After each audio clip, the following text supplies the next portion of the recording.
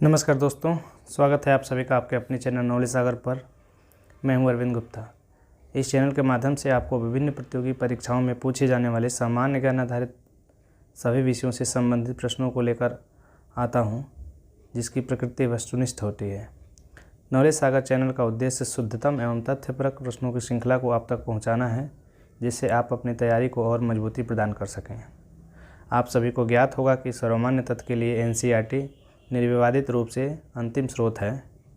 इसलिए मैं आपके लिए विभिन्न विषयों की क्लास 6 से 12 तक NCERT पर आधारित चैप्टर वाइज प्रश्नों की श्रृंखला को लेकर आ रहा हूं।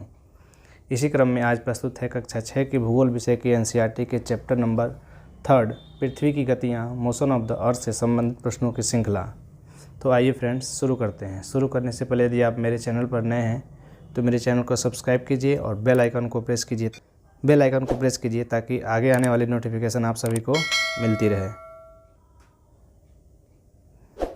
आइए फ्रेंड्स शुरू करते हैं। आज का पहला प्रश्न, एक लीप वर्ष में कितने दिन होते हैं? A 367, B 365, C 366, D 364। इसका सही उत्तर है मित्रों C 366। एक लीप वर्ष में 366 दिन होते हैं, जबकि एक सामान्य वर्ष में 365 दिन होते हैं।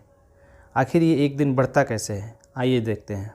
जैसा कि आप सबों को ज्ञात है कि सूर्य हमारे सोलर सिस्टम का हेड है और इसी सूर्य के परितः सूर्य से एक दूरी के हिसाब से क्रमशः बुध, शुक्र, पृथ्वी, मंगल आदि ग्रह सूर्य के चारों तरफ चक्कर लगाते हैं।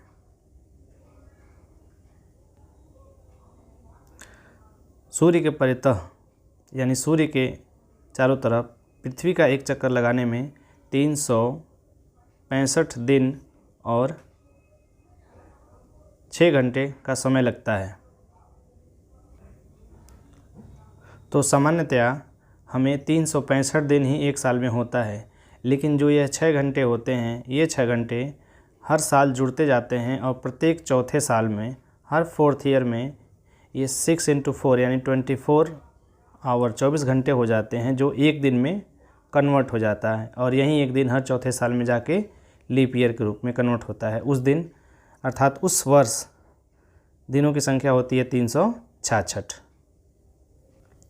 अगला प्रश्न, गर्मी में क्रिसमस का पर्व कहाँ मनाया जाता है? A Bharat, B Japan, C Australia, D Pakistan.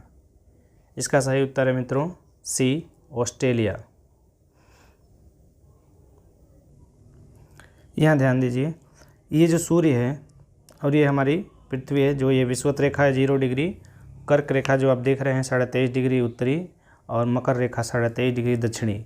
तो जो सूर्य का आभासी विस्थापन है वो हमेशा सदैव 23.5 डिग्री उत्तरी से लेकर 23.5 डिग्री दक्षिणी, अर्थात सूर्य कभी भी इन दो कर्क और मकर रेखाओं को पार नहीं करता। ये सूर्य इन्हीं दो रेखाओं के बीच में घूमता रहता है। तो सूर्य गर्मी के दिनों में अर्थात जो उत्तरी गोलार्ध में सूर्य दक्षिणी दिशा की तरफ होता है, यानी मकर रेखा के आसपास होता है, और ऑस्ट्रेलिया की जो स्थिति है वो पूर्णतः दक्षिणी गोलार्ध में स्थित है, यानी ऑस्ट्रेलिया दक्षिणी गोलार्ध में स्थित है। इसीलिए ऑस्ट्रेलिया में क्रिसमस का पर्व गर्मियों में मनाया जाता है। अगला प्रश्न, सूर्य की सीधी किरणें विषुवत वृत्त पर कब पड़ती हैं? A 21 March, B 21 June, C 22 December, D 21 मई। इसका सही उत्तर होगा A 21 मार्च।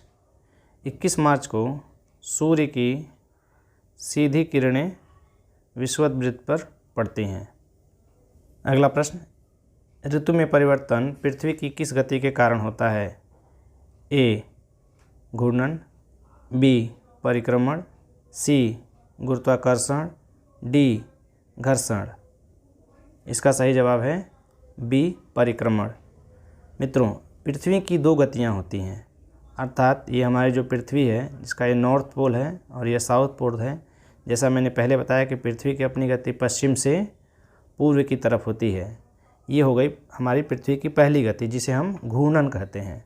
जबकि पृथ्वी की दूसरी गति भी होती है जो अपने अक्ष पे घूर्णन करते हुए भी सूर्य के चक्कर लगाती है, जैसे 8 ग्रह चक्कर लगाते हैं। इस गति को हम परिक्रमण कहते हैं और इसी परिक्रमण के फलस्वरूप ऋतुओं में परिवर्तन होता है, जबकि घूर्णन में परिवर्तन के कारण दिन और रात होते हैं। प्रश्न, दिन और रात कब बराबर होते हैं? ए 21 मार्च, बी 23 सितंबर, सी दोनों, डी 21 मई। जैसा कि मैंने पहले भी बताया था कि विषुवत रेखा पर सूर्य की किरणें वर्ष में 2 बार 21 मार्च और 23 सितंबर को सीधी पड़ती हैं और इस दौरान दिन और रात दोनों गोलार्धों में, उत्तरी और दक्षिणी गोलार्धों में बराबर होते हैं। इसलिए इसका आंसर होगा ए और बी दोनों। अगला प्रश्न, जब पृथ्वी पर दिन और रात बराबर होते हैं तो उस स्थिति को क्या कहते हैं? ए विषुव, बी उत्तरी अयनांत, सी दक्षिणी अयनांत, डी उपरोक्त सभी। इसका सही उत्तर है ए विषुव, जिसे इंग्लिश में इक्विनॉक्स बोलते हैं।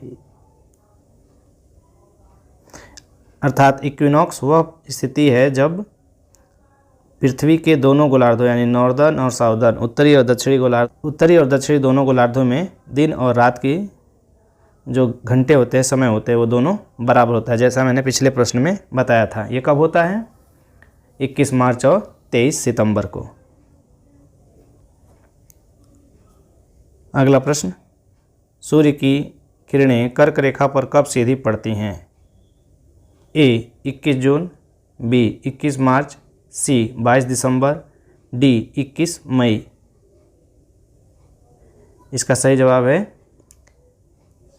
ए 21 जून, यानी 21 जून को ये हमारा इक्वेटर हो गया, ये हमारा कर्क रेखा हो गया और ये हो गई मकर रेखा।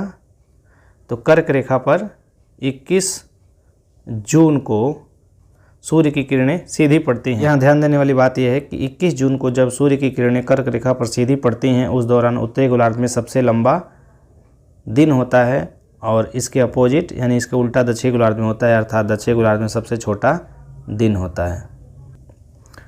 अगला प्रश्न, किस मौसम में दिन छोटे हो जाते हैं? ए गर्मी, बी सर्दी, सी वर्षा, डी कोई नहीं। इसका सही उत्तर है बी सर्दी। सर्दियों में अपेक्षाकृत दिन जो है वो छोटा हो जाता है। यहाँ हम बात उत्तरी गोलार्ध की कर रहे हैं, क्योंकि उस समय सूर्य का जो विस्थापन होता है, आभासी विस्थापन, वो ऑलमोस्ट दक्षिणी गोलार्ध की तरफ होता है। इसलिए उत्तरी गोलार्ध में जो दिन होते हैं वो छोटे हो जाते हैं और दक्षिणी गोलार्ध में दिन बड़े हो जाते हैं। अगला प्रश्न, दिन और रात किस कारण बनते हैं? ए घूर्णन, बी परिक्रमण, सी झुकाव, डी भ्रमण। इसका सही उत्तर है ए घूर्णन। मित्रों, जैसा पहले मैंने बताया था कि पृथ्वी की 2 गतियाँ होती हैं, एक उसके अपने अक्ष के परितः घूमना जिससे दिन और रात होता है। जैसा आपको पता है कि पृथ्वी हमारी पश्चिम से पूरब की तरफ घूमती है और इस पश्चिम से पूरब की तरफ घूमने के कारण ही दिन और रात होते हैं, जबकि परिक्रमण के कारण ऋतु परिवर्तन होता है। अगला प्रश्न, 2020 एक लीप वर्ष था, अगला लीप वर्ष होगा ए 2022, बी 2024, सी 2026, डी 2030। जैसा कि मैंने पहले बताया था कि प्रत्येक 4 साल के बाद लीप वर्ष आता है। वो कैसे आता है मैं पहले ही बता चुका हूँ। तो इसका सही उत्तर होगा बी 2024, यानी जो आगे आने वाला वर्ष होगा वो 2024 होगा। यहाँ एक रोचक जानकारी साझा कर दूँ कि अमेरिका में जो राष्ट्रपति का चुनाव होता है वो प्रत्येक 4 साल बाद ही होता है और अगला अमेरिका में चुनाव कब होगा? 2024 में। अगला प्रश्न, पृथ्वी की सूर्य के चारों ओर की गति को क्या कहा जाता है? ए घूर्णन, बी परिक्रमण, सी भ्रमण, डी झुकाव। इसका सही उत्तर है बी परिक्रमण। जैसा कि मैंने पहले ही बताया था कि पृथ्वी की 2 गतियाँ होती हैं, एक अपने अक्ष के परितः और एक सूर्य के परितः। तो सूर्य के परितः जो ये चक्कर लगाती है इसको परिक्रमण बोलते हैं। और अपने अक्ष पे जो चक्कर लगाती है पश्चिम से पूरब, उसे हम घूर्णन कहते हैं।